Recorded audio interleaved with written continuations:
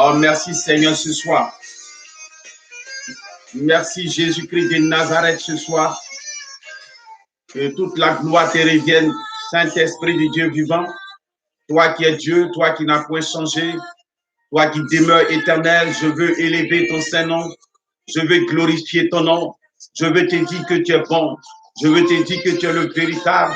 Viens prendre le contrôle de toutes choses. Au nom de Jésus-Christ de Nazareth, louange à toi, magnificence à toi, élévation à toi, Seigneur. Je prie pour tes enfants qui sont connectés actuellement.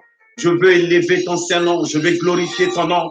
Je veux bénir leur vie, Seigneur, en ton nom, parce que tu es le véritable Dieu. Viens manifester ta puissance, viens glorifier ton Saint-Nom. Toi qui es le véritable Dieu, louange à toi, magnificence à toi, élévation à toi, Seigneur. Tu es Dieu et tu n'as point changé. Je suis convaincu d'une chose, c'est que tu es le véritable Dieu. Alors prends le contrôle de ce moment et réalise des grandes choses ce soir. Réalise des grandes choses ce soir dans nos vies, dans nos vies, dans nos vies, dans nos vies, Seigneur. Réalise des grandes choses dans nos vies, Seigneur. Réalise des grandes choses dans nos vies ce soir. Réalise des grandes choses dans nos vies ce soir. Et bénis, ô Seigneur, tes enfants. Bénis tes enfants. Repositionne-les.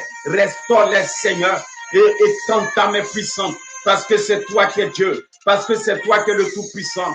J'ai foi en toi. Que ce soit encore. Tu vas te révéler à tes enfants que nous sommes. Tu vas te révéler à tes enfants que nous sommes. Tu vas te révéler à tes enfants que nous sommes. Tu vas te révéler à nous, Seigneur. Prends le contrôle de toutes choses et réalise des grandes choses. Béni sois-tu, Père, et louange te soit rendue, parce que ce moment est dirigé et conduit par toi, au nom de Jésus. Merci Jésus-Christ de Nazareth. Gloire et louange à toi, parce que nous te proclamons roi ce soir. Nous te proclamons, ô Seigneur Dieu, nous te proclamons roi ce soir. Nous te proclamons Seigneur ce soir. Tu es plus grand que toutes choses, ici-bas et dans les cieux. Réalise des grandes choses. En tes mains, je m'abandonne. Tu sois le maître absolu. Prends le contrôle de toutes choses et bénis ce moment. Et attire l'attention de tes enfants. Incline les cœurs incrédules et parle à tes enfants maintenant ce soir au nom puissant de Jésus-Christ de Nazareth. Sois élevé et sois glorifié à jamais au nom de Jésus. Amen. Que Dieu vous bénisse et que la grâce de Dieu soit sur vous. Que le miracle de Dieu s'accomplit dans vos vies. Shalom à vous, Madame Galia, Dereba Ablé, Véronique Badé, Galia lui-même, que Dieu vous bénisse. Que Dieu vous bénisse. Et donc, nous allons commencer. Biantine Lia, shalom à toi, ma fille. Nous allons commencer notre message ce soir. Et chacun va prendre sa Bible maintenant. Chacun va prendre sa Bible maintenant. Prends ta Bible. Prends ta Bible avec moi. Prends ta Bible avec moi ce soir. Prends ta Bible avec moi ce soir. Que Dieu vous bénisse. Marie-Cécile Niaouré, shalom à toi. Thérèse Lepo, Agnès, shalom à toi. Que Dieu vous bénisse. Et nous allons prendre nos Bibles. Et je voudrais demander à quelqu'un de me noter le thème que nous avons développé hier. Le thème que nous avons développé hier. Si quelqu'un se rappelle, de ce thème, s'il peut le noter en commentaire, s'il vous plaît. S'il peut le noter en commentaire, s'il vous plaît. Le thème que nous avons développé hier, le thème d'hier, si quelqu'un peut le noter en commentaire. Et quelqu'un peut le noter en commentaire, s'il vous plaît. Alléluia. Shalom à vous. Shalom à tous ceux qui sont derrière l'écran que je ne vois pas, mais qui me voient. Que Dieu vous bénisse, où que vous soyez, en Europe, aux États-Unis, au Canada, en Afrique, où que vous soyez, soyez salués depuis votre position. Que Dieu vous visite et que la main de Dieu s'accomplisse dans vos vies et que la grâce de Dieu demeure votre protection en tout lieu, en tout temps et en toutes circonstances. Demeurez richement bénis. Et Dieu vous bénisse. Alléluia. Voilà le titre. Le thème d'hier, c'était vivre selon l'Esprit de Dieu. Voilà. Et le grand thème, c'est l'homme nouveau. Voilà, le grand thème, c'est l'homme nouveau. Le thème d'hier a été écrit par Paul Niaouré et le grand thème que nous traitons sur 3 jours, depuis hier, aujourd'hui et demain, est l'homme nouveau. Vivre selon l'Esprit de Dieu. Apolline Blaise, soit béni. Et donc, nous continuons dans l'homme nouveau, qui est notre grand thème que nous développons également sur 3 jours. Depuis hier, nous avons introduit ce thème-là avec ce sous-thème qui est vivre selon l'Esprit de Dieu. Donc, l'homme nouveau, c'est celui qui décide de marcher selon l'Esprit de Dieu. Sois salué, l'évangéliste Charles Bobo et ton épouse. Que Dieu vous bénisse. Alléluia. Donc, l'homme nouveau, c'est l'homme qui s'inscrit dans la résurrection de Christ. Alléluia. Parce que nous avons fêté la Pâque. Vous êtes d'accord avec moi? Nous avons fêté la Pâque. La Pâque qui symbolise pour le peuple d'Israël comme pour nous, qui sommes par filiation, qui sommes juifs, la Pâque symbolise pour nous un nouveau départ. Un nouveau départ.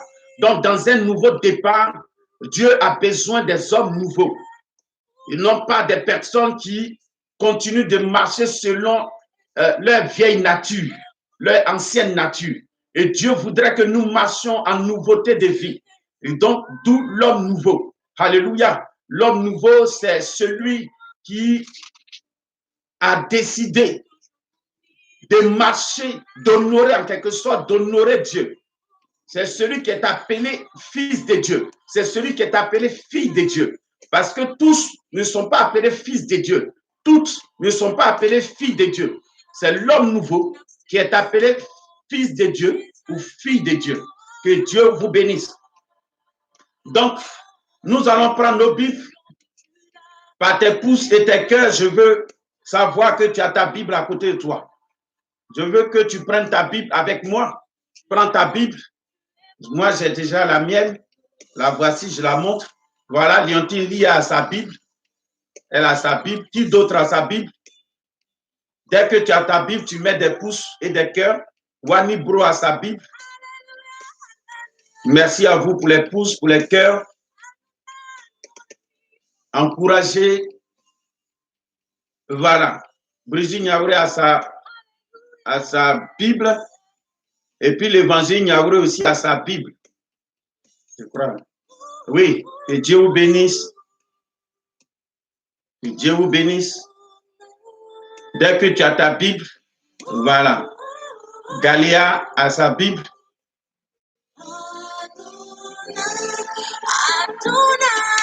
L'ancien Paul a sa Bible. Que Dieu vous bénisse. Est-ce que Véronique a sa Bible? Est-ce que l'évangile Charles Boubou a sa Bible? Apolline a sa Bible? Est-ce que Thérèse Lecou a sa Bible? Est-ce que Marie-Cécile Niaouré a sa Bible? Véronique a sa Bible? Est-ce que vous qui me regardez de l'autre côté de l'écran, est-ce que vous avez vos Bibles? Je veux voir des cœurs. Vincent Zovré, sois salué. Prends ta Bible, s'il te plaît.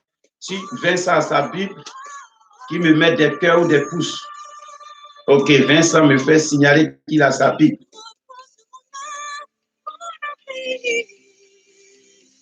Shalom à toi, Souna Yves Landry. Que Dieu te bénisse. Bien, donc, dès que vous avez votre Bible, je veux voir des cœurs et des pouces. Que Dieu vous bénisse. Bien, tu vas l'ouvrir avec moi. Ouvre ta Bible avec moi. Jacqueline Lachoco, shalom à toi, ma fille. On prend nos Bibles et on va dans le livre de Romains. L'épître de Paul aux Romains. C'est là-bas, on était hier. On va rester là-bas encore. L'épître aux Romains. Romains chapitre 8. Romains chapitre 8, versets 15 à 27. Romains chapitre 8, versets 15 à 27. Shalom à toi, l'évangile Niaouré. Romains 8. Romains 8. Romains chapitre 8, versets 15 à 27. Si quelqu'un peut le noter en commentaire pour ceux qui vont nous prendre en marche. Voilà, Maman Kari Abadé, la prophétesse, merci. Wani Bro, merci. Romains 8, 15 à 27. Merci à vous. Et nous allons faire la lecture de Romains 8, versets 15 à 27. Nous sommes toujours dans l'homme nouveau. Voilà ce que nous dit la Bible. Romains 8, 15 à 27. Et vous n'avez point reçu un esprit de servitude pour être encore dans la crainte, mais vous avez reçu un esprit d'adoption par lequel nous crions Abba, Père. L'Esprit lui-même rend témoignage à notre esprit que nous sommes enfants de Dieu. Or, si nous sommes enfants, nous sommes aussi héritiers, héritiers de Dieu et co-héritiers de Christ. Si toutefois, nous souffrons avec lui, afin d'être glorifiés avec lui. J'estime que les souffrances du temps présent, ne sauraient être comparées à la gloire à venir qui sera révélée par nous. Aussi la création attend-elle avec un ardent désir la révélation des fils de Dieu.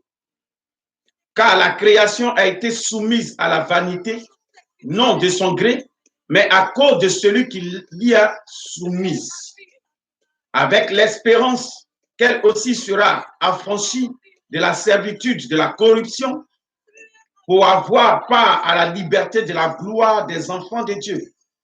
Or, nous savons que jusqu'à ce jour, la création tout entière soupire et souffre les douleurs de l'enfantement. Et ce n'est pas elle seulement, mais nous aussi qui avons les prémices de l'esprit. Nous aussi, nous soupirons en nous-mêmes, en attendant l'adoption, la rédemption de notre corps. Car c'est en espérant que nous sommes sauvés. Or, l'espérance qu'on voit n'est plus espérance. Ce qu'on voit, peut-on l'espérer encore? Mais si nous espérons ce que nous ne voyons pas, nous l'attendons avec persévérance. De même, aussi l'Esprit nous aide dans notre faiblesse, car nous ne savons pas ce qui nous convient de demander dans nos prières. Mais l'Esprit lui-même intercède par des soupirs inexprimables. Verset 27. Et celui qui sonde les cœurs connaît quelle est la pensée de l'Esprit, parce que c'est selon Dieu qu'il intercède en faveur des saints. Amen. Shalom à vous, le diacre Trabi et Maman Trabi depuis l'Italie. Que Dieu vous bénisse pour votre présence. Shalom à toi, Angéline Seri, René Kofi également. Donc, nous venons de lire le passage du jour, Romains 8, versets 15 à 27. Et nous sommes en train de parler de l'homme nouveau. L'homme nouveau qui est notre thème de base, notre thème que nous avons décidé de traiter avec vous ensemble sur 3 jours, depuis hier, aujourd'hui et demain. Et donc, l'homme nouveau, c'est celui qui marche selon l'Esprit de Dieu. Et c'est ce que nous avons dit hier dans la prédication d'hier, dans l'enseignement d'hier. Nous avons traité le thème vivre selon l'Esprit de Dieu. Et je pense que Boiseau Samago a bien saisi cette pensée de Dieu, que l'homme nouveau doit vivre selon l'Esprit de Dieu. Alléluia. Amen, amen. Amen, amen. Donc, aujourd'hui, le sous-thème dont nous allons parler ce soir est tout simplement les activités du Saint-Esprit. Les activités du Saint-Esprit. C'est le thème de ce soir. C'est le sous-thème du grand thème qui est l'homme nouveau. Les activités du Saint-Esprit. Nous allons parler des activités du Saint-Esprit. Tel est le thème de ce soir. Les activités du Saint-Esprit. Bien sûr, les activités du Saint-Esprit dans la vie de l'homme nouveau. L'homme nouveau a reçu le Saint-Esprit. Désormais, le Saint-Esprit en lui. Il marche selon le Saint-Esprit et il vit selon le Saint-Esprit. Alors, qu'est-ce que le Saint-Esprit peut apporter dans sa vie? Quel est le rôle que le Saint-Esprit va jouer dans sa vie, dans la vie de l'homme nouveau? Les activités du Saint-Esprit. Shalom à toi. Donc, les activités du Saint-Esprit. L'homme nouveau, celui qui marche selon la révélation de Dieu, celui qui marche dans les pas de la résurrection de Christ, qui est appelé l'homme nouveau, qui est appelé fils de Dieu, qui est appelé fille de Dieu. Désormais, le Saint-Esprit habite en toi. Le Saint-Esprit a pris demeure en toi. Le Saint-Esprit s'est assis en toi. Désormais, le Saint-Esprit gouverne toute ta pensée. Tu as laissé le Saint-Esprit prendre le contrôle de toute ta vie, de tout ton être, de tout ton esprit, de toutes tes pensées, de tout ton cœur. Maintenant, c'est le Saint-Esprit qui agit en toi. Toi, l'homme nouveau, le Saint-Esprit est en toi. Maintenant, quelles sont les activités de cet Esprit de Dieu en toi? Qu'est-ce que cet Esprit de Dieu peut faire dans ta vie? Voilà pourquoi nous parlons des activités du Saint-Esprit. Alléluia. Les activités du Saint-Esprit. Les activités du Saint-Esprit, en d'autres termes, les activités du Saint-Esprit dans la vie de l'homme nouveau. Alléluia. Il est toujours question de l'homme nouveau. Et voilà que nous venons de lire un passage, Romains 8, verset 15 à 27. Et nous disons que le verset 15 dit, « Et vous n'avez point reçu un esprit de servitude pour être encore dans la crainte, mais vous avez reçu un esprit d'adoption. » Alléluia. Lorsqu'on dit, nous n'avons pas, vous n'avez point reçu un esprit de servitude. Bien-aimé, nous n'avons pas reçu un esprit de servitude. Amisha, tu n'as pas reçu un esprit de servitude. Alléluia. Un esprit de servitude, c'est un esprit qui nous rend esclaves. Alléluia. C'est un esprit qui nous rend esclaves. C'est un esprit qui crée en nous la misère, la désolation. Et Dieu nous dit que l'homme nouveau que tu es, l'esprit que tu as reçu, l'esprit que tu as reçu, l'esprit de Dieu que tu as reçu n'est pas un esprit de servitude. Pour que tu sois encore dans la crainte. Alléluia. En d'autres termes, ne sois plus dans la crainte. Parce que l'esprit que tu as reçu n'est pas un esprit de servitude, ce n'est pas un esprit qui te rend esclave, ce n'est pas un esprit qui te soumet à l'esclavage. Parce que l'esprit de servitude est aussi l'esprit charnel. Alléluia. Or, l'homme nouveau que tu es, tu ne vis plus selon la chair, tu ne vis plus selon les convoitises de ce monde, mais tu vis selon Dieu, selon son esprit que tu as reçu. Alors, l'esprit de Dieu que tu as reçu ce soir n'est pas un esprit de servitude. Alors que la crainte ne soit plus en toi, n'angoisse plus, n'aie plus peur, que la peur ne t'envahisse plus. Quand des situations arrivent, n'aie pas peur, parce que l'esprit qui est en toi a déjà vaincu la peur, car l'esprit qui est en toi a déjà vaincu les angoisses, car l'esprit qui est en toi a déjà vaincu l'échec, car l'esprit qui est en toi a déjà vaincu la maladie, car l'esprit qui est en toi a déjà vaincu la mort. Donc, c'est un esprit de vie que tu as reçu. C'est un esprit victorieux que tu as reçu. C'est un esprit glorieux que tu as reçu. Alléluia.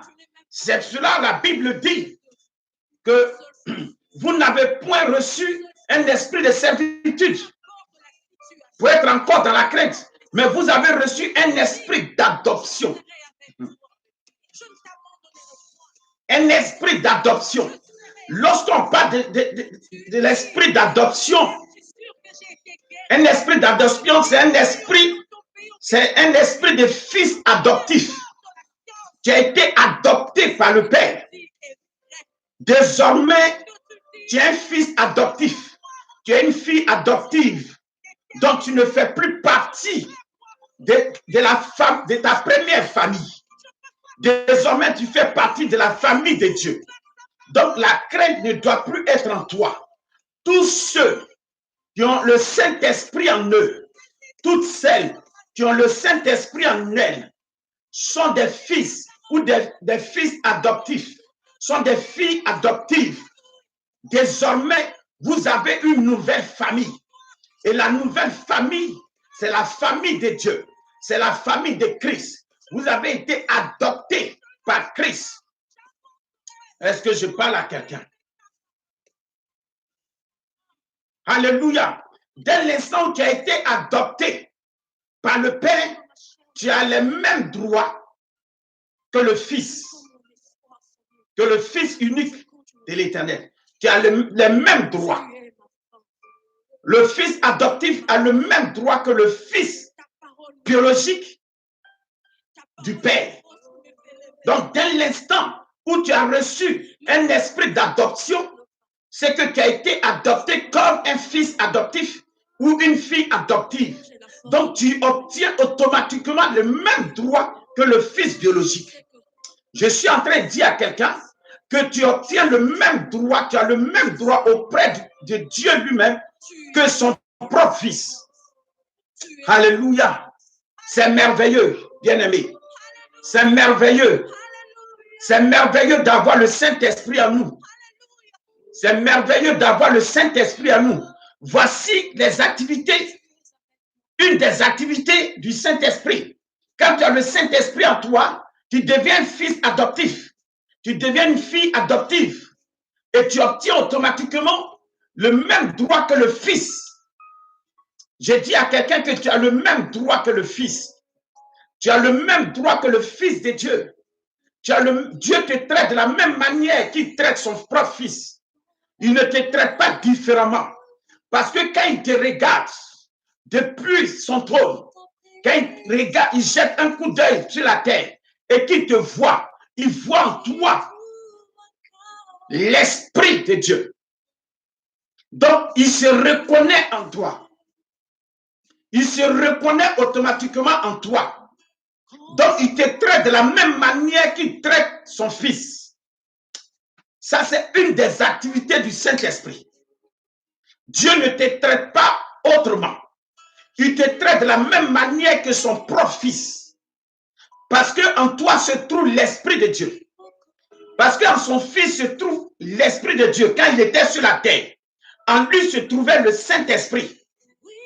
Il a dit aux disciples, et qui est valable pour nous, il est préférable pour vous que je m'en aille, pour que le Saint-Esprit vienne. Alléluia.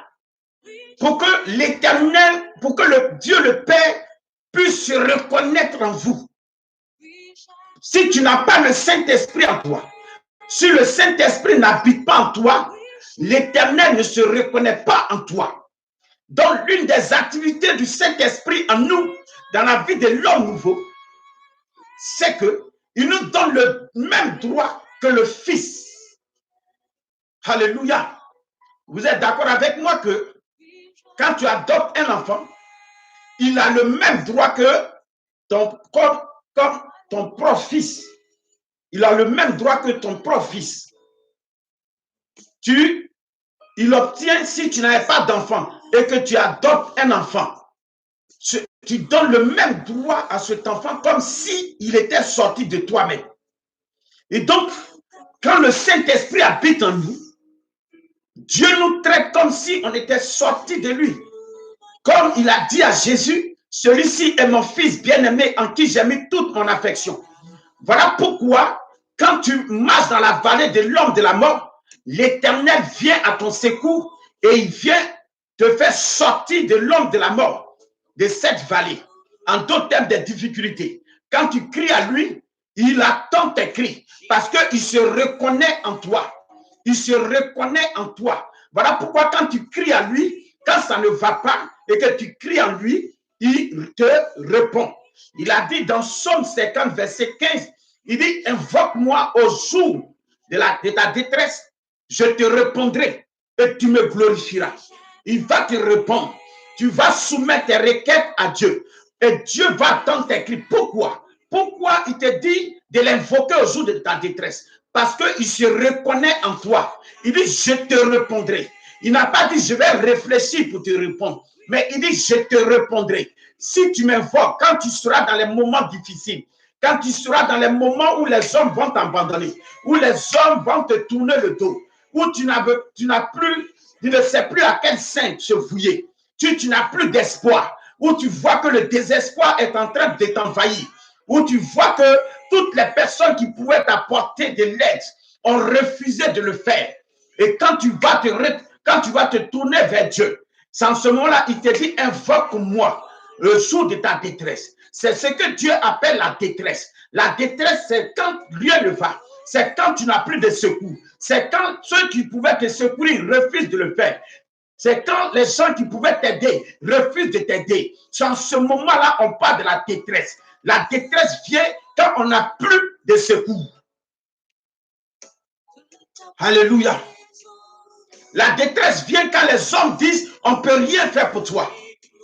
C'est en ce moment-là que tu te retrouves dans la détresse.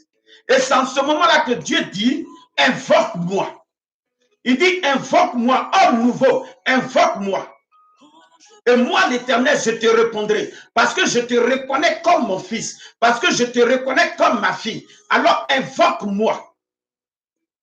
Et je te répondrai. Et toi, tu me glorifieras. Tu vas glorifier Dieu par ton témoignage. Tu vas glorifier Dieu par ton action de grâce. Tu vas glorifier Dieu par tes cantiques de louange. Tu vas glorifier Dieu par tes pas de danse. Tu vas glorifier Dieu par tes cris d'adoration. Est-ce que je parle à quelqu'un ce soir? Est-ce que je parle à quelqu'un ce soir? Les activités du Saint-Esprit. Les activités du Saint-Esprit. Donc, quand le Saint-Esprit habite en toi, quand le Saint-Esprit habite en toi, il joue un rôle important. Et c'est de cela que nous sommes en train de parler. C'est ce que nous appelons les activités du Saint-Esprit. Donc, l'une des activités du Saint-Esprit en nous, c'est de faire de nous des fils adoptifs pour l'Éternel des armées. Alléluia. Est-ce que je parle à quelqu'un? Il dit, mais vous avez reçu un esprit d'adoption par lequel, l'esprit d'adoption que nous avons reçu, donc par lequel nous crions, Abba, Père. C'est par cet esprit d'adoption que nous crions, Abba, Père. C'est par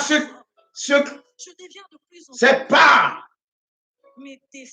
l'esprit d'adoption qui est l'esprit de Dieu en nous que nous pouvons crier à l'Éternel des armées et nous pouvons dire Abba, Père. Alléluia. Abba, c'est une expression. Abba veut dire Père. En araméen, Abba veut dire Père. Alléluia. Amen, amen. Donc, le rôle du Saint-Esprit consiste à susciter dans le cœur des enfants de Dieu un sentiment d'amour. Alléluia. Le rôle du Saint-Esprit dans la vie de l'homme nouveau que tu es, que je suis, mon ami, consiste à susciter dans ton cœur, c'est-à-dire dans le cœur des enfants de Dieu, que nous sommes, un sentiment d'amour filial qui les conduit à connaître Dieu comme leur Père. C'est-à-dire, on te parle d'un sentiment d'amour filial. C'est-à-dire, on est affilié à Dieu. On est lié à Dieu. Alléluia. Notre sentiment d'amour est le même. Alléluia. Donc, un sentiment d'amour qui nous conduit à connaître Dieu comme notre Père. Alléluia. Ça, c'est une des activités également du Saint-Esprit en nous. Le Saint-Esprit en nous suscite dans notre cœur un sentiment d'amour. Parce que Dieu est amour. Et comme nous sommes fils, nous sommes enfants de Dieu, fils de Dieu, filles de Dieu, le sentiment qui est dans notre Père est automatiquement en nous. Parce que nous sommes liés désormais à notre Père. Donc, il nous donne son amour. Et cet amour qu'il nous donne, nous le récupérons, nous le gardons, et c'est ce que nous pratiquons. Alléluia. Est-ce que je parle à quelqu'un ce soir? Est-ce que je parle à quelqu'un ce soir?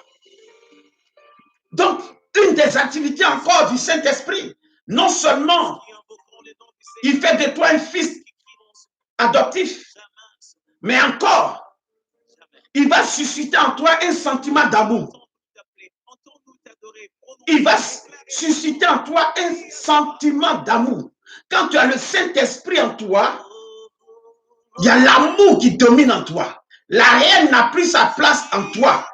La colère n'a plus sa place en toi. C'est l'amour qui domine.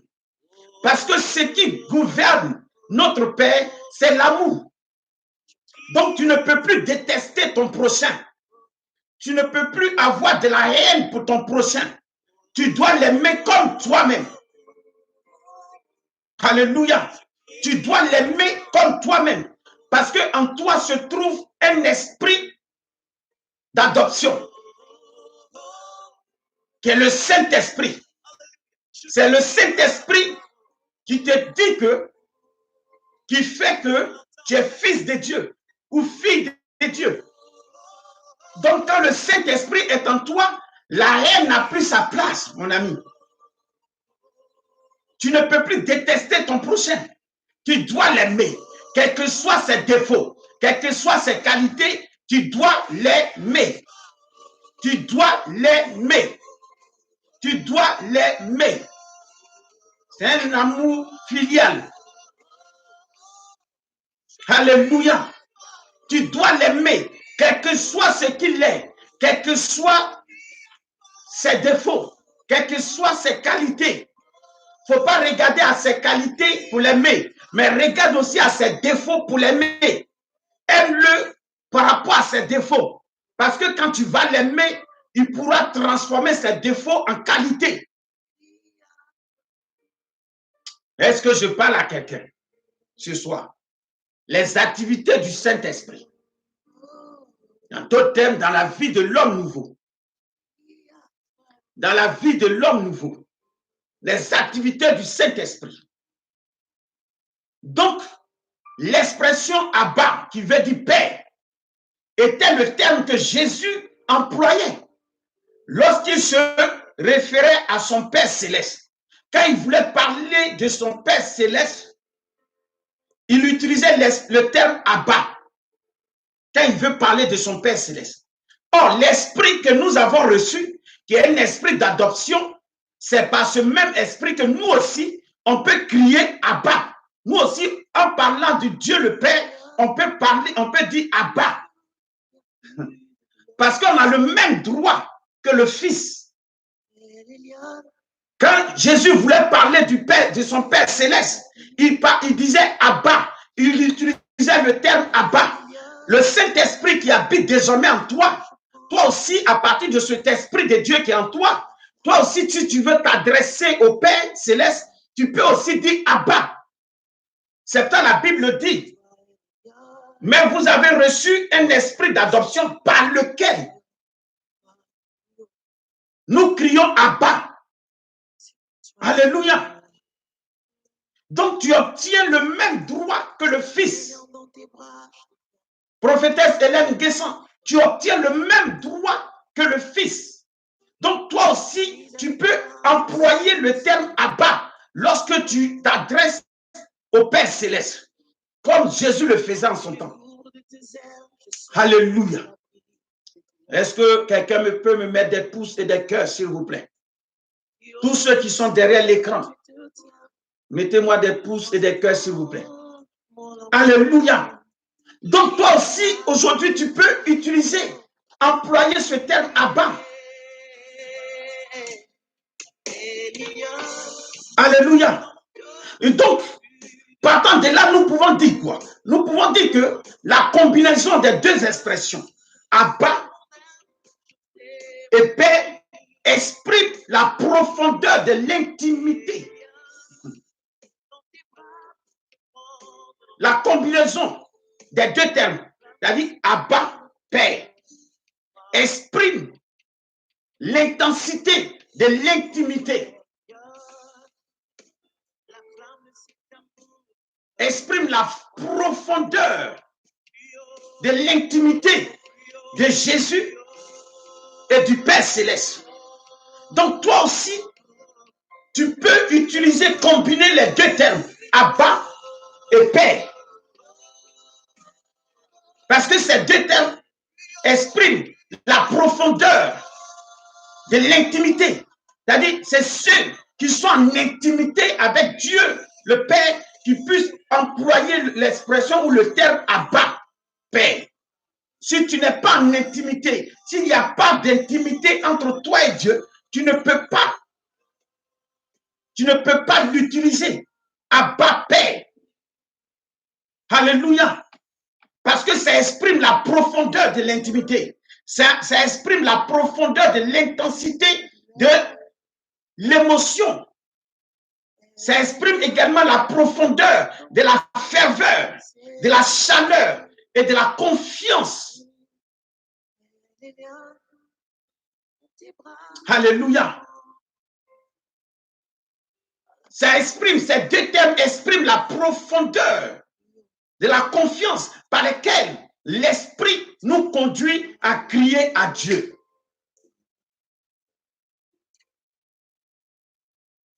Quand tu es dans l'intimité du Père, tu peux crier Abba, Père.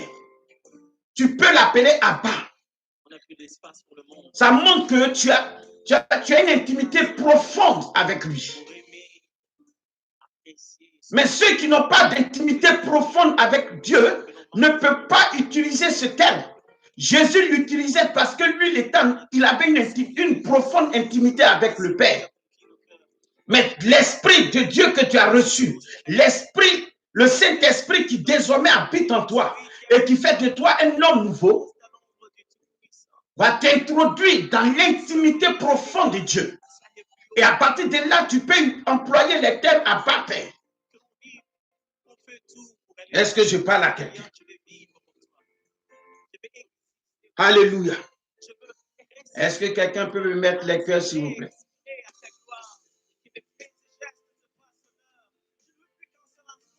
Alléluia. Le Saint-Esprit nous communique.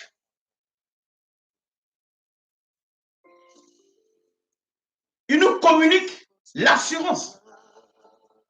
Alléluia. Vous voyez, quand tu es en intimité avec Dieu, tu peux crier Abba, Père. Donc, le cri spontané que nous adressons à Dieu en tant que Père est notre obéissance spontanée aussi à Jésus en tant que Seigneur sont deux signes évidents de l'œuvre du Saint-Esprit en nous. Parce que c'est le Saint-Esprit qui te permet de crier dans tes cris, de s'adresser à Dieu. Alléluia. Que tu t'adresses à Dieu comme étant ton Père. C'est le Saint-Esprit qui te le permet. Et c'est le Saint-Esprit qui te permet d'obéir à Jésus en tant que ton Seigneur. C'est ça aussi, deux signes évidents de l'œuvre du Saint-Esprit en nous. Ça, c'est l'œuvre du Saint-Esprit. Parce que celui qui n'a pas le Saint-Esprit en lui, celle qui n'a pas le Saint-Esprit en elle, ne peut pas obéir à Jésus. Et celui ou celle qui n'a pas le Saint-Esprit en lui ou en elle ne peut pas crier à Jésus. Il ne peut pas crier au Père. Il ne pourra jamais s'adresser à lui. Le non-croyant, il ne s'adresse jamais à Dieu. Le non-croyant, il n'obéit jamais à Jésus. Mais celui qui a reçu le Saint-Esprit, celui en qui le Saint-Esprit habite, s'adresse à Dieu comme étant son Père. Il crie à Dieu comme étant son Père. Et il obéit à Jésus comme étant son Seigneur. Parce que le Saint-Esprit va t'amener à obéir, à reconnaître Jésus comme étant Seigneur. Donc, s'il est ton Seigneur, tu as un droit d'obéissance à son égard. Donc, c'est ça les deux signes de l'œuvre du Saint-Esprit en l'homme nouveau. Alléluia. Ça aussi, ça fait partie des activités du Saint-Esprit en nous. Alléluia. Est-ce que quelqu'un me suit? Je veux voir des pouces et des cœurs, s'il vous plaît. Amen, amen. Et nous le disions tantôt tout à l'heure que le Saint-Esprit nous communique l'assurance que par Christ et avec Christ, nous sommes maintenant enfants de Dieu.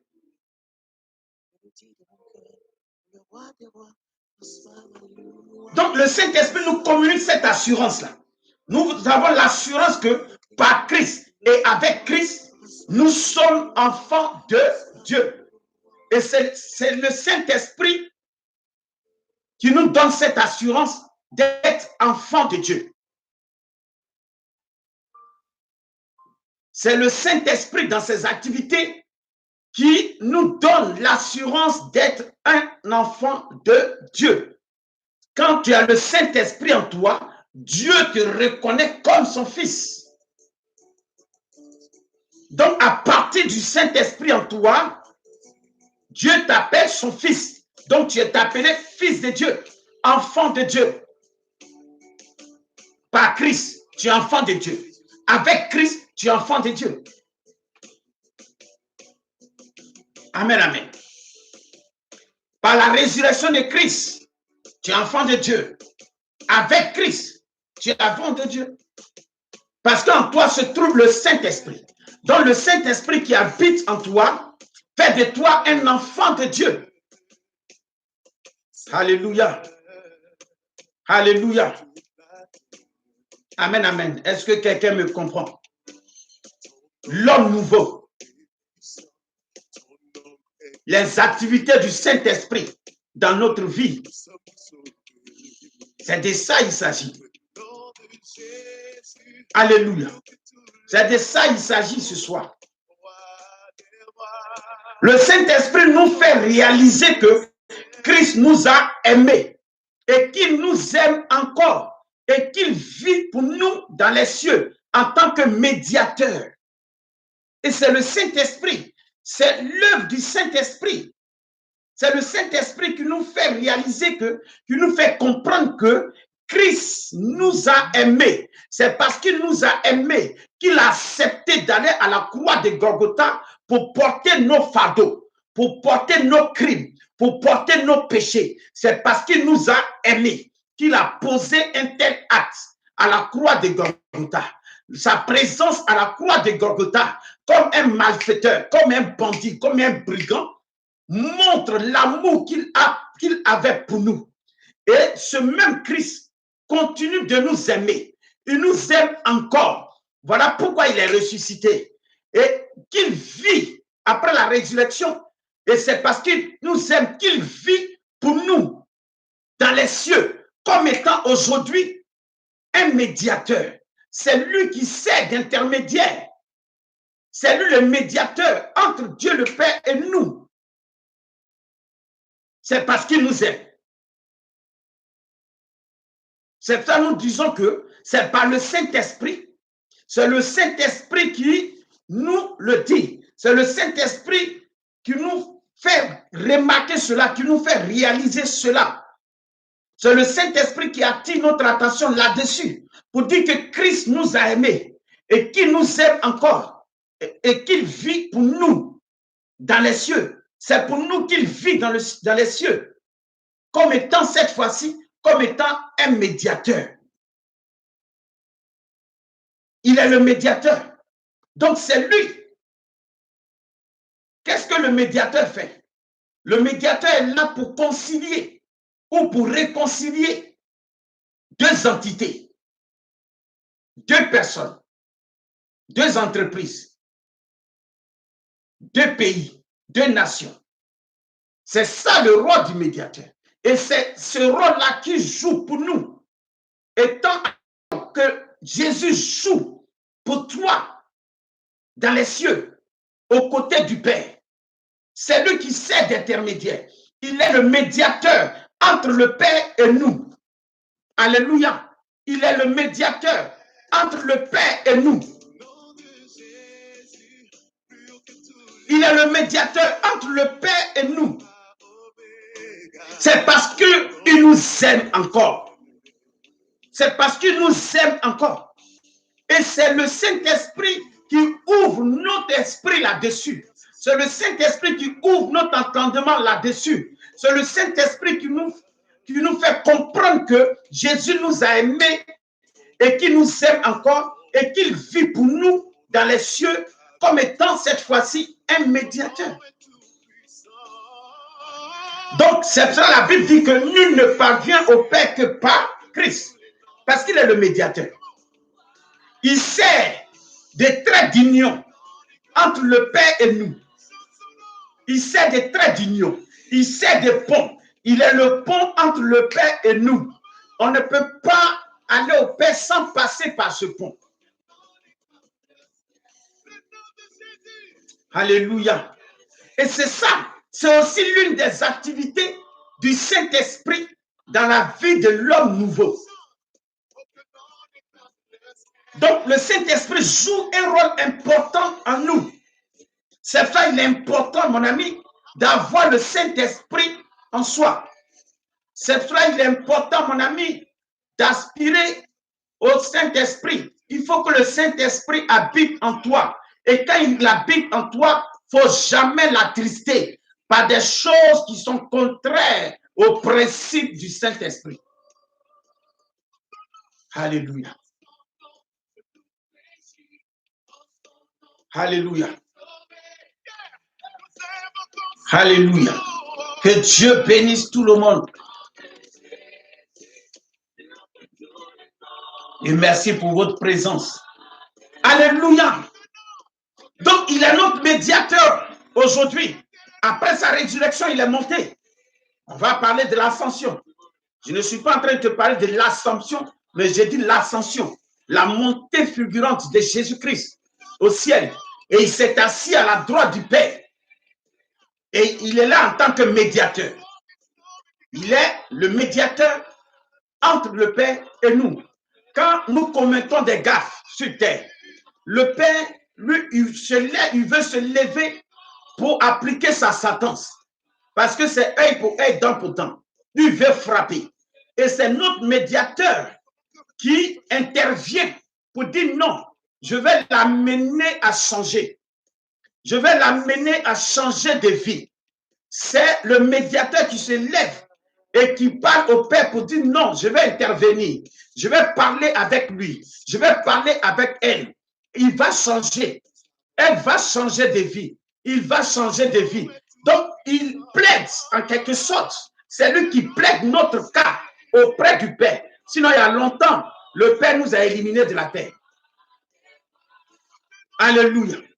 Mais il plaide notre cas. En même temps qu'il plaide notre cas, il nous dit comment il faut marcher pour plaire au Père. Voilà le rôle qu'il joue aussi, un médiateur. Il plaide notre cas auprès du Père et quand il arrive à notre niveau, il nous dit comment marcher pour plaire au Père. Alléluia. Et c'est le Saint-Esprit en nous qui nous fait remarquer toutes ces choses. Donc, si tu n'as pas le Saint-Esprit, tu ne peux pas avoir la révélation. C'est le Saint-Esprit qui te donne la révélation des choses spirituelles. C'est le Saint-Esprit qui te fait comprendre les choses spirituelles.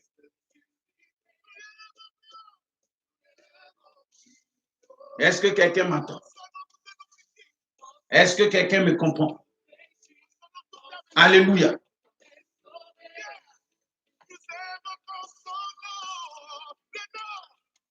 Amen, amen. Regardez le verset 17.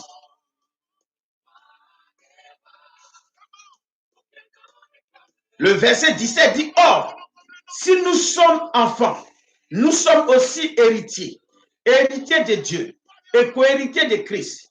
Si toutefois nous souffrons avec lui, afin d'être glorifiés avec lui. » Si toutefois nous souffrons avec lui, nous souffrons avec lui. Amen. Si toutefois nous souffrons avec lui. Vous voyez que à partir de ce passage déjà, l'apôtre Paul nous rappelle quelque chose d'important. Une chose importante. L'apôtre Paul nous rappelle qu'il n'est pas facile d'avoir une vie victorieuse dans l'esprit. L'apôtre Paul nous rappelle qu'il n'est pas facile d'avoir une vie victorieuse dans l'esprit. Jésus a souffert. Vous êtes d'accord avec moi? Jésus a souffert. Et nous, qui le suivons, nous souffrons aussi. Alléluia. Parce que désormais, tu n'es pas différent de Jésus. Parce que l'esprit qui était en Jésus est en toi aujourd'hui. Le Saint-Esprit qui est en Jésus, l'Esprit de Dieu qui est en Jésus, habite en toi. Toi, en tant qu'homme nouveau, le Saint-Esprit habite en toi. Donc, tu vas connaître la souffrance que Jésus a connue. Jésus a souffert, donc toi aussi, tu vas souffrir. C'est pour cela nous disons qu'il n'est pas facile d'avoir une vie victorieuse. Même si le Saint-Esprit en toi, ce n'est pas facile d'avoir une vie victorieuse comme ça.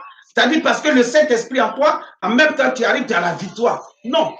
Sinon, Jésus allait avoir la victoire en toutes choses.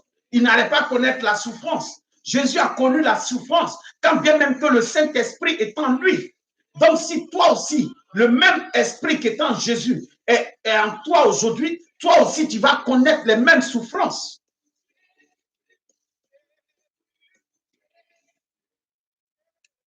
Alléluia. Tu vas connaître les mêmes souffrances. Parce que tu as accepté de suivre Jésus, tu as accepté de suivre l'Éternel des armées, tu vas connaître la même souffrance. Peut-être que Jésus, lui, est allé à la croix, il a reçu les clous dans ses peaux, physiquement. Donc, toi, tu ne vas pas connaître certainement ça, mais tu vas connaître une souffrance semblable à cela. Où tu vas sentir les clous dans tes mains et les clous dans tes pieds. Alléluia. Donc, cette souffrance-là, dont il est question, cette souffrance est considérée comme une souffrance avec lui. C'est comme si tu souffrais avec lui. Alléluia. Donc, cette souffrance que tu vis aujourd'hui, c'est une souffrance que tu vis avec Christ. C'est une souffrance avec lui. Parce qu'il a connu cette souffrance et toi aussi, tu connais la même souffrance aujourd'hui. Donc, c'est comme si tu souffrais avec lui. Est-ce que je parle à quelqu'un ce soir? Les activités du Saint-Esprit. Donc, quand tu as le Saint-Esprit en toi, ça fait partie aussi de ses activités. Ça fait partie de ses activités. Quand le Saint-Esprit en toi, tu ne pourras pas être aimé de tous. Tu seras haï de tous, rejeté de tous. Parce que Jésus a été haï de tous. Il a été rejeté de tous. Toi aussi, tu vas connaître les mêmes choses. Tu seras haï de tous.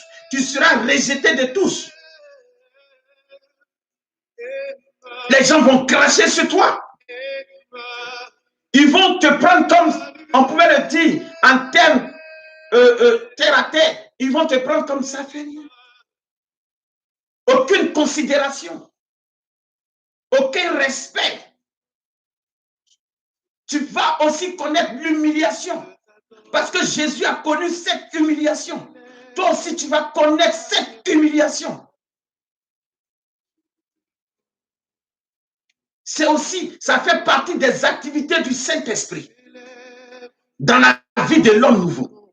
C'est pas parce que tu es devenu homme nouveau et qu'en toi habite le Saint-Esprit, qui est l'Esprit de Dieu, que automatiquement tu es exempt de souffrance. C'est pas possible. C'est pas comme ça que ça se passe. Tu vas connaître la même souffrance. Parce que Jésus a dit quoi? Que celui qui veut me suivre renonce à lui-même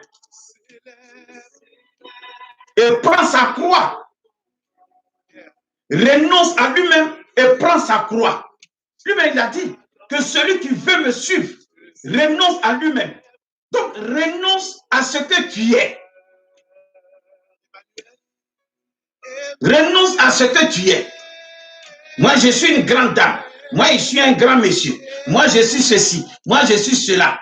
Mais tu vas passer par la souffrance. Parce que Jésus est passé par là avant de connaître la gloire dans laquelle il est assis aujourd'hui. Si tu veux être assis ou assise dans cette gloire comme Jésus, tu dois passer par la souffrance. Tu dois passer par l'humiliation. Tu dois passer par le rejet. Tu dois passer par le mépris. Tu dois passer par l'abandon. Tout le monde doit t'abandonner. Jésus a été abandonné dans le jardin de Gethsémani. Ses disciples, des gens qu'il a choisis lui-même.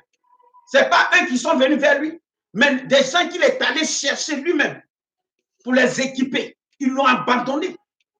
Des gens qu'il a aidés, on pouvait dire. Ces mêmes personnes l'ont abandonné. Donc toi aussi, tu seras abandonné. Tu seras abandonné aussi de tous. Tu seras abandonné par les personnes que toi-même tu as aidées.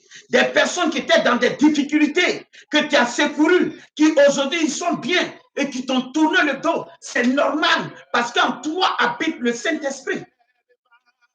Jésus est passé par là. Donc toi aussi tu dois passer par là. Ils ont arraché la tunique à Jésus. Ils l'ont déshabillé. Donc toi aussi tu seras déshabillé. On va t'arracher ce qui te tient à cœur, ce qui te protège.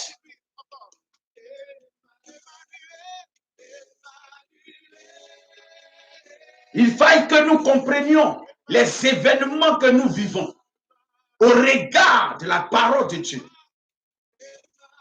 Au regard de la parole de Dieu. Si on n'arrive pas à comprendre les événements que nous vivons au regard de la parole, on va penser que Dieu n'existe pas. On va penser que Dieu n'est plus avec nous. Non, c'est parce que Dieu est avec toi que tu traverses la vallée, que tu traverses, que tu es dans le désert, que tu t'es retrouvé dans le désert. Parce que Jésus aussi s'est retrouvé dans le désert. Il a connu l'humiliation. Il a été déshabillé publiquement. Ils ont arraché son habit, sa tunique qui le protégeait. Il était nu devant les gens. Toi aussi, tu seras nu devant les gens. L'humiliation sera tellement dense dans ta vie. Mais tu dois l'accepter. C'est comme si tu souffrais avec Jésus. Donc, si tu acceptes de souffrir avec Jésus, c'est que tu vas ressusciter avec lui et tu seras assis dans la gloire aussi comme lui. Parce que ce que le Père préparait pour son Fils était glorieux. Donc, il fallait qu'il connaisse l'humiliation des hommes. Il fallait qu'il connaisse le rejet des hommes, les calomnies des hommes, le mépris des hommes, pour pouvoir connaître la gloire. Alléluia. Alléluia. Est-ce que je parle à quelqu'un ce soir? Est-ce que je parle à un cœur ce soir? N'oublie pas de partager la vidéo pour que d'autres personnes puissent la voir, pour pouvoir s'apprêter, pour pouvoir être en conformité avec l'évangile.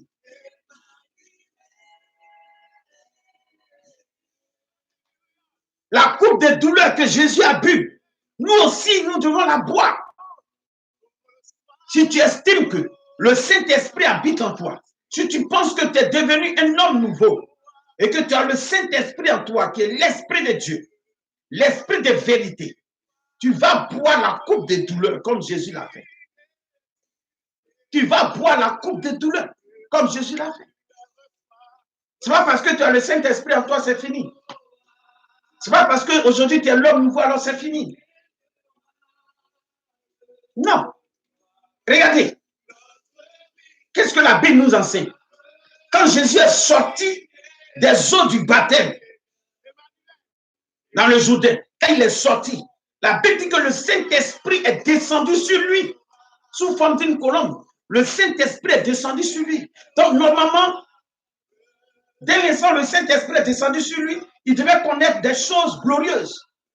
Il devait être dans le luxe. Il devait baigner dans l'abondance automatiquement. Mais la Bible nous enseigne que le Saint-Esprit qui est descendu sur lui l'a conduit dans le désert pour être tenté par le diable. Ah, mon ami. Pour être tenté par le diable. Le même Saint-Esprit qu'il a reçu. Et une voix s'est fait entendre. Le Père a parlé ce jour-là. Après des années qu'il ne parlait plus aux hommes. Ce jour-là, le Père a parlé. Quand le Saint-Esprit est descendu sur Jésus, le Père a parlé. Il dit, celui-ci est mon fils bien-aimé en qui j'ai mis toute mon affection. Mais toute son affection est en lui. Mais il a connu le désert. C'est pour ça qu'il a dit, sur le chemin de la croix, sur le chemin de Golgotha, il a dit,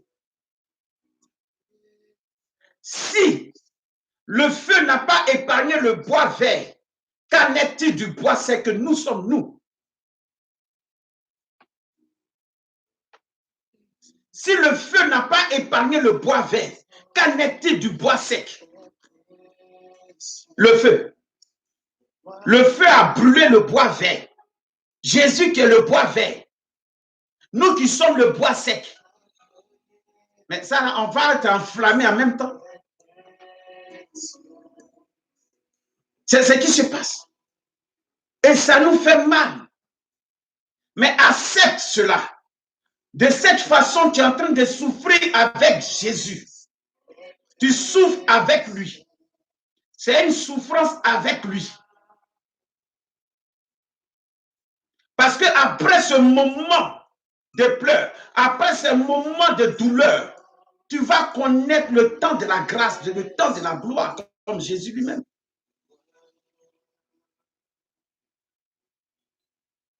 Voilà pourquoi nous disons que la souffrance est la conséquence de notre filiation divine, c'est-à-dire notre identification à Christ.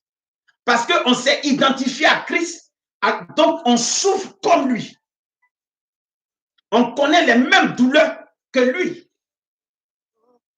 Donc la souffrance est la conséquence directe de notre filiation divine. C'est-à-dire notre identification à Christ.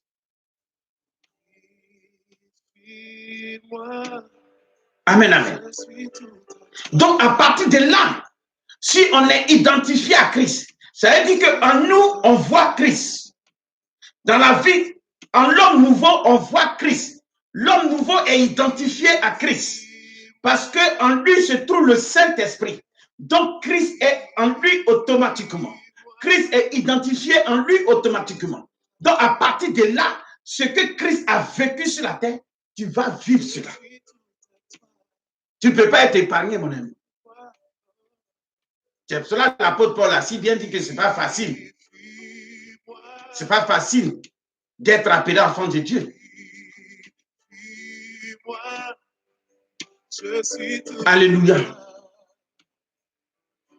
Mais je suis convaincu ce soir que j'ai en face de moi des fils de Dieu, des filles de Dieu, capables de tenir, capables d'aller jusqu'au bout, capables de résister, capables d'obtenir cette victoire. Comme Jésus, notre modèle, a pu remporter la victoire. Nous aussi, vous et moi, nous allons remporter la victoire. Quelle que soit la souffrance qui est dans ta vie, quelle que soit la douleur dans laquelle tu es, quel que soit le désert qui ne dit pas son nom dans lequel tu te trouves, tiens ferme, aie foi, aie confiance en ton Dieu. Tu vas t'en sortir. Il ne t'abandonne pas. Les hommes peuvent t'abandonner, mais lui, il est avec toi. Parce que ça fait partie de son plan. Et nous souffrons à cause du témoignage pour Christ. C'est cela aussi, la souffrance est en nous. Parce que de par notre façon de vivre, notre nouveauté, l'homme nouveau, le témoignage de l'homme nouveau, c'est un témoignage pour Christ. Quand tu marches selon la parole, tu témoignes pour Christ. Voilà pourquoi la souffrance est en toi. Parce que également, nous souffrons parce que nous avons décidé de refuser de nous conformer aux choses du monde. Nous avons refusé de nous conformer aux choses du monde. On a dit non au monde. Et on a dit oui aux choses du royaume de Dieu. Voilà pourquoi la souffrance est dans ta vie. Parce que tu ne veux plus être dans cette corruption. Tu veux marcher dans la vérité de la parole. Alléluia. Amen, amen. Verset 18, il dit, j'estime que les souffrances du temps présent ne sauraient être comparées à la gloire à venir qui sera révélée pour nous. J'estime que les souffrances du temps présent ne sauraient être comparées à la gloire à venir qui sera révélée pour nous. Vous voyez, toutes les souffrances du temps présent, à savoir la maladie, la douleur, le malheur, les déceptions, la pauvreté, les mauvais traitements, le chagrin, la persécution et les problèmes de tout genre doivent être considérés comme des choses insignifiantes. C'est ça, c'est ce qu'on veut dire. C'est ce que l'apôtre Paul est en train de dire aux Romains. Il dit, j'estime que les souffrances du temps présent ne sauraient être comparées à la gloire à venir qui sera révélée pour nous.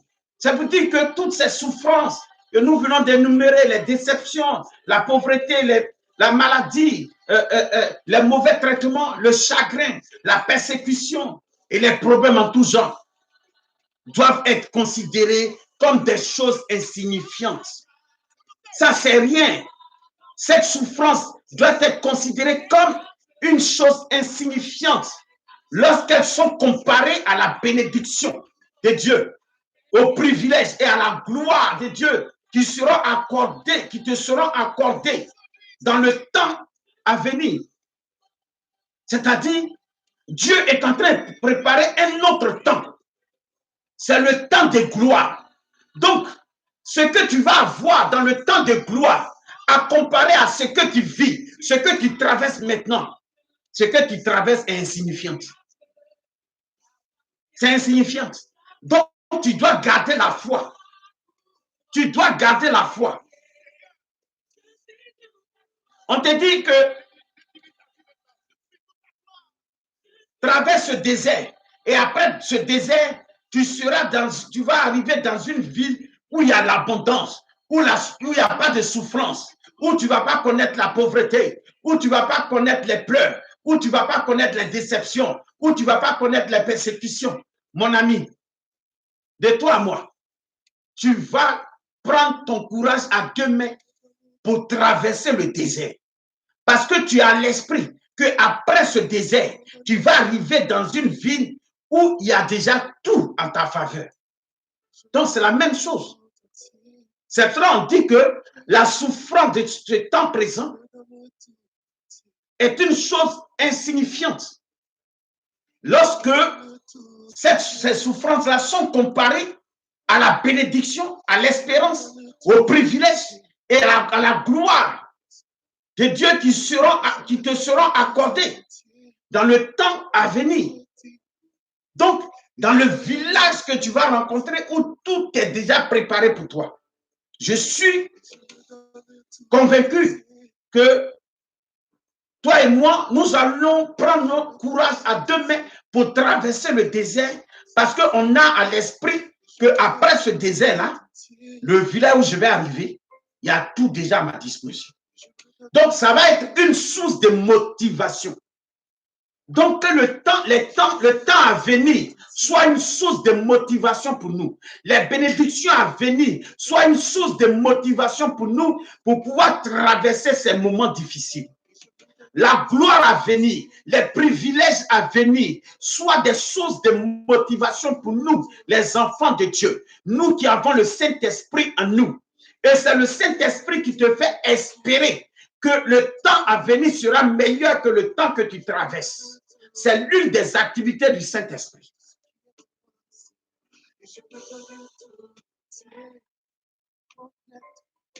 Est-ce que je parle à quelqu'un? Parce que la Bible dit, celui qui sème avec des pleurs moissonnera avec des chants d'allégresse. Moissonnera avec des chants d'allégresse. Alléluia. Amen, amen. Donc, aujourd'hui, tu es en train de s'aimer avec des pleurs. Tu es en train de s'aimer avec des douleurs. Tu es en train de s'aimer avec une souffrance à outrance. Mais tu moissonneras avec des chants d'allégresse. Tu moissonneras avec des chants d'allégresse. Et ça, c'est une des activités du Saint-Esprit en l'homme nouveau. Alléluia. Amen, amen.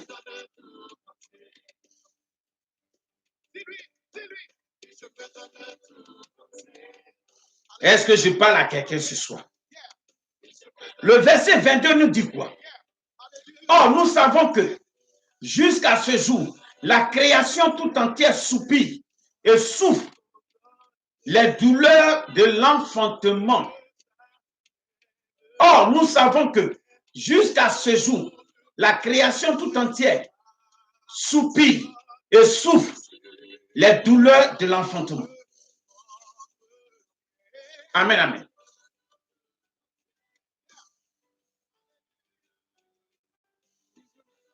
Est-ce que quelqu'un me suit? Nous savons que jusqu'à présent, jusqu'à ce jour, la création tout entière, la création dont il est question ici, c'est la nature animée et la nature inanimée. C'est-à-dire, toi et moi, ceux qui marchent, qui respirent. La nature animée, c'est les hommes, les animaux. Alléluia. Ça respire, ça marche. Ça, c'est la nature animée. Et la nature inanimée, ce sont les arbres qui ne bougent pas, qui ne parlent pas, qui ne font rien. Alléluia. Et cette nature, cette création a été assujettie à la souffrance et aux catastrophes naturelles à cause du péché de l'homme. À cause du péché de l'homme. Nous, les hommes, depuis le péché adamique, la souffrance est rentrée dans notre vie. Depuis le péché adamique, la souffrance est rentrée dans notre vie. Maintenant, la nature inanimée, cette création, les arbres aussi connaissent, les animaux aussi connaissent des catastrophes naturelles. Les feux de brousse, c'est un péché. Les feux de brousse, le feu qu'on met volontairement dans les forêts, pour tuer les animaux. Vous voyez, c'est un péché. Alléluia.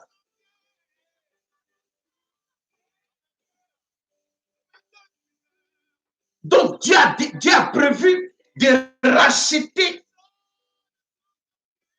la création. Il a prévu de recréer également la nature inanimée. Donc, il y aura d'autres cieux, il y aura d'autres terres. Alléluia. Il a prévu tout ça dans son plan. Dieu a prévu tout ça dans son plan. Et le plan de Dieu nous est révélé par le Saint-Esprit. Et ça, c'est une des activités du Saint-Esprit. Alléluia. Alléluia. Les activités du Saint-Esprit.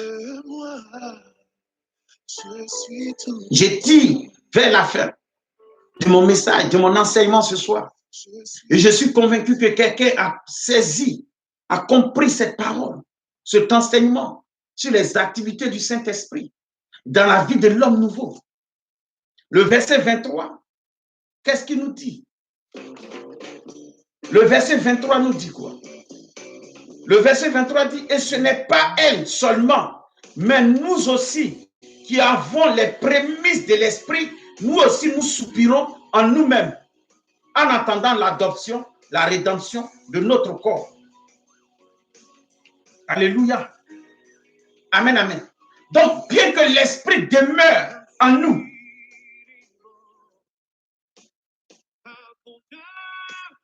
et qu'on reçoive les bénédictions, nous soupirons encore dans nos cœurs, dans l'attente de notre rédemption. Alléluia. De notre rédemption parfaite, c'est-à-dire notre rachat, sinon notre salut. Sinon notre salut. Sinon notre salut. Alléluia. Alléluia. Nous soupirons encore dans notre cœur. Alors que le Saint-Esprit demeure en nous, il habite en nous et nous recevons les bénédictions de l'Est du Saint-Esprit dans nos vies.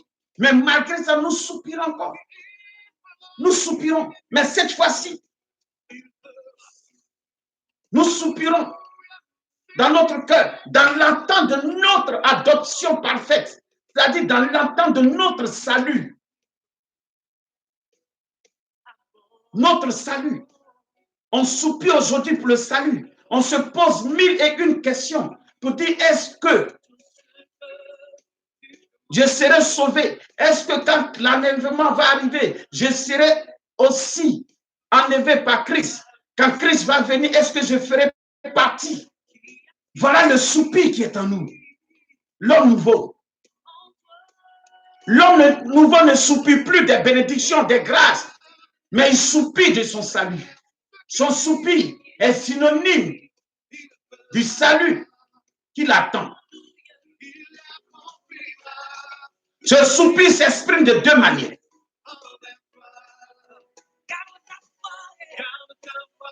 Alléluia.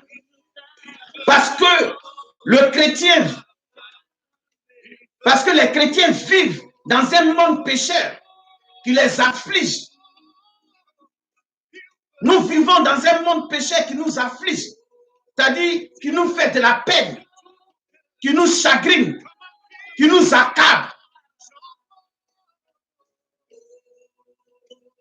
Alors nous sommes obligés de goûter, donc de savourer encore à l'imperfection, à la douleur et à la tristesse. C'est des éléments que nous allons encore connaître. Parce que nous vivons dans un monde pécheur. Nous vivons encore dans un monde pécheur. Donc, c'est des choses que nous allons encore goûter. Et ce monde pécheur-là nous chagrine. Ce monde pécheur-là nous afflige. Ça nous donne de la peine. Et ça nous permet ça nous fait goûter, savourer, en d'autres termes, encore à l'imperfection. L'imperfection est encore en nous. Des douleurs sont encore en nous. La tristesse, nous vivons encore la tristesse parce que nous sommes encore dans un monde péché. Donc, nous goûtons à toutes ces choses. L'homme nouveau, en qui le Saint-Esprit est, peut connaître la tristesse, peut connaître la douleur, peut connaître l'imperfection. Donc, il soupire après la plénitude du Saint-Esprit qui sera accordée au moment de la résurrection. Et il y a eu la résurrection de Christ. Donc, s'il y a eu résurrection de Christ, le Saint-Esprit est réellement en toi. Donc, les chrétiens soupirent après les privilèges qui se rattachent à la filiation divine. Nous, on soupire, enfants de Dieu que nous sommes.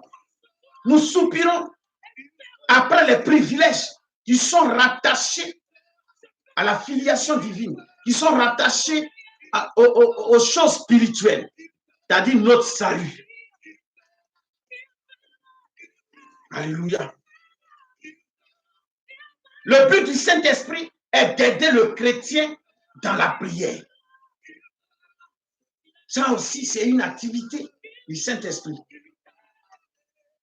Le but du Saint-Esprit est d'aider le chrétien dans la prière.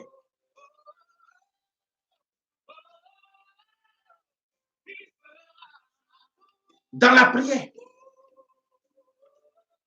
Et cela nous amène à dire que nous, enfants de Dieu, nous disposons de deux intercesseurs divins. Deux intercesseurs divins. Je suis en train de terminer. Nous bénéficions de deux intercesseurs divins. Christ intercède dans le ciel en notre faveur. Le premier intercesseur. Dans le ciel, nous avons un intercesseur parce qu'on en a deux. Christ est notre intercesseur dans le ciel. Il intercède pour nous auprès du Père. Deuxième, le Saint-Esprit aussi intercède à l'intérieur de nous sur la terre. Parce que c'est le Saint-Esprit qui nous convainc du péché. Donc, il intercède pour nous